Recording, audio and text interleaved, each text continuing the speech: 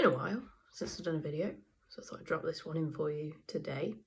So when I was a kid, Saturday nights were Baywatch, Gladiators, Blind Date, but I've always loved Baywatch, and good old Pam Anderson was one of my favourites.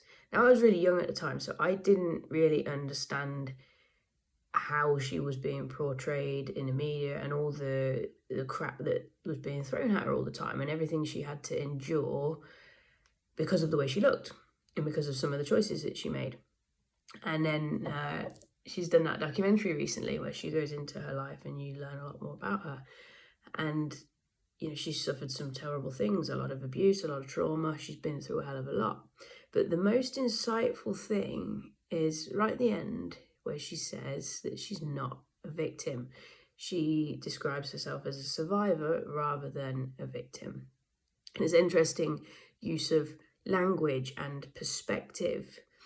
It's something that a lot of people who have been through a lot of traumatic experiences are really trying to push now, this idea of being a survivor rather than being a victim.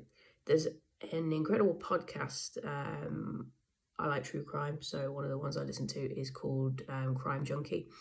And there's an incredible podcast that details the story of Jaycee Dugard, and she was kidnapped in the early 90s, and she disappeared for 18 years, and she was kidnapped by a predator and, you know, put through all kinds of hell, all kinds of horrible stuff went on, and I'm not going to discuss it here, obviously. You can go listen to the podcast for that. But there are bits of interviews with her and with her therapist. And one of the things they go on to discuss is this idea of being a survivor rather than viewing yourself as a victim. Because as soon as you start to see yourself in a certain way, that becomes part of your identity. It becomes part of how you live your life. It becomes part of the lens that you see the world through. So if you see the world through the lens of a victim, you are always going to suffer. You are always going to struggle.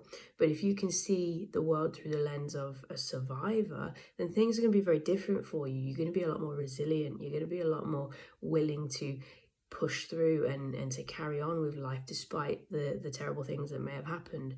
So there's an important lesson here, and it's the key distinction between how you view what has happened to you. You know, everybody suffers, everyone has traumas, big ones, small ones, of varying degrees. And you have an option in that. You can either see that as something that limits your capacity, you can view yourself as a victim your whole life, or you can see yourself as someone who has survived these things and can go on to do great things in spite of that. The Jaycee story had a great ending. She now works with her therapist, and they've created like a non-profit organization to help survivors. A lot of it is based in the polyvagal theory, and they also use horses and animals to help with recovery from trauma. It's really interesting if you go on to listen to it.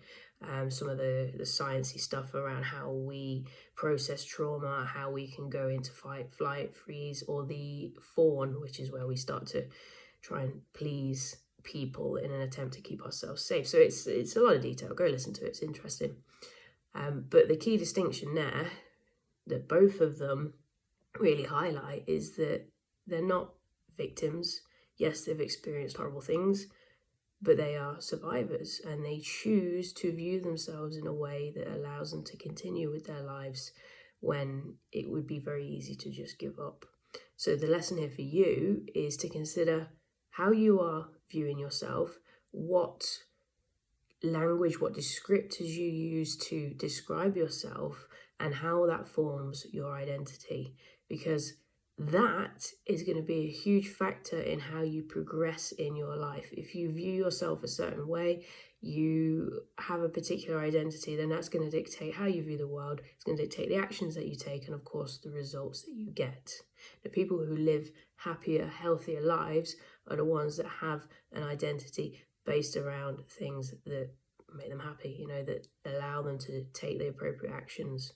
So consider that today. What kind of language do you use to describe yourself, and what kind of labels form your own personal identity?